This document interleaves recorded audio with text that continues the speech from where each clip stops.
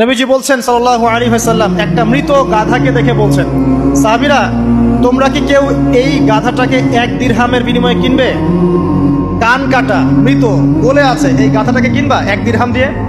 সাহাবীরা বলছেন, মাংনা দিলেও তো কিনবো না। ইয়া রাসূলুল্লাহ, যদি ফ্রিও কেউ দেয়, বিনামূল্যে দেয়, তাও তো নিব না। তখন নবী সাল্লাল্লাহু আলাইহি ওয়াসাল্লাম বলছেন, এটাই হচ্ছে আল্লাহর কাছে দুনিয়ার এক্সাম্পল। ওই মৃত গাধা তোমাদের কাছে যতটা না ইম্পর্টেন্ট, যতটুকু মূল্য রাখে, আল্লাহর কাছে এই দুনিয়া তার চেয়েও কম মূল্য রাখে। এই দুনিয়াতে তো সব ফয়সালা হবে না। আমরা তো হতাশ হয়ে যাই না যে দুনিয়াতে এমন কেন, এটা কেন, ওইটা কেন। দুনিয়া এটারই জায়গা।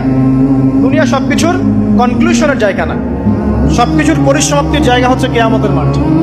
ওই দিন যে সফল সে সফল, যে ব্যর্থ সে ব্যর্থ। দুনিয়ার বাড়ি গাড়ি, স্ট্যাটাস, চাকরি বাকরি, ইজ্জত সম্মান, এটা সাফল্য ব্যর্থতার মানদণ্ড নয়, চূড়ান্ত মানদণ্ড নয়। চূড়ান্ত মানদণ্ড কি? ফামান যুহজিহা আনিন নার ওয়া উদখিলাল জান্নাহ ফাকাদ ফাজ।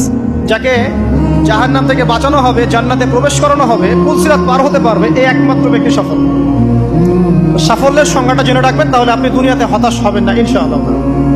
এবার কি হলো, যখন আদম আলাইহিস সালাম সমস্ত নাম শিক্ষা দেওয়া সমস্ত নাম বলে দিলেন, এখানে নাম মানে কিন্তু খালি নাম নয়, জ্ঞান বলে দিলেন, তখন আল্লাহ রাব্বুল আলামিন ফেরেশতাদেরকে বললেন, তোমরা সবাই এখন আদমকে সিজদা করো।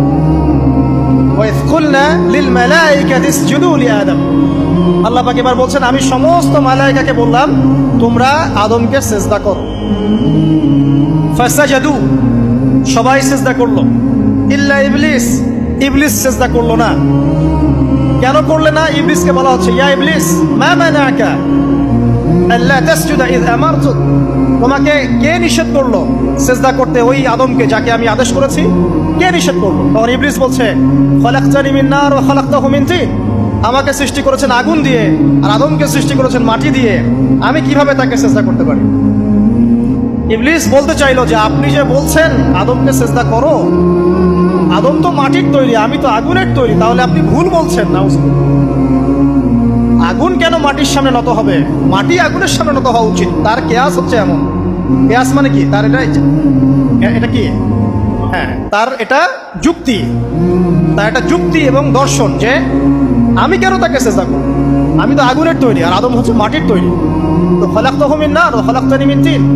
খলাকতানি মিন নার ওয়া খলাকতাহু মিন তিন। আমাকে সৃষ্টি করেছেন আগুন দিয়ে, আদমকে সৃষ্টি করেছেন মাটি দিয়ে।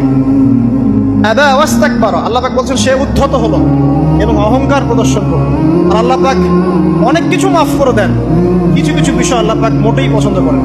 তার মধ্যে একটা হচ্ছে অহংকার, তার মধ্যে একটা হচ্ছে শিরক।